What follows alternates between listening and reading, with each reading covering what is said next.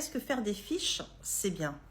Oui, c'est bien, mais pas n'importe comment. D'abord, il faut comprendre le cours. Il faut bien assimiler le cours, l'avoir compris dans son intégralité. Et s'il n'est pas bien compris, eh bien, votre enfant peut utiliser un autre manuel pour voir si c'est pas mieux expliqué. Il peut aller sur une plateforme comme YouTube ou sur des applications ou demander à ChatGPT si une notion elle n'est pas bien comprise. Et puis là, une fois qu'il aura bien compris son cours, la fiche, elle peut être efficace. Pourquoi?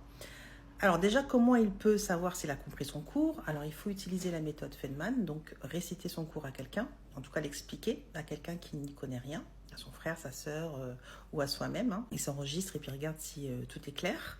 Et s'il n'a pas compris une notion, et bien justement là, donc la revoir.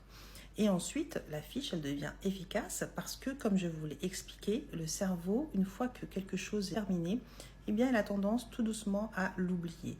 Donc la fiche, elle est là pour se remémorer les notions d'apprentissage et pour redonner au cerveau un petit coup de pouce. Alors voilà, une fiche plutôt comme une carte mentale, hein, avec des schémas, des couleurs, histoire de se rappeler de quoi on parle, surtout s'il y a un enjeu comme le brevet ou le bac de français en fin d'année.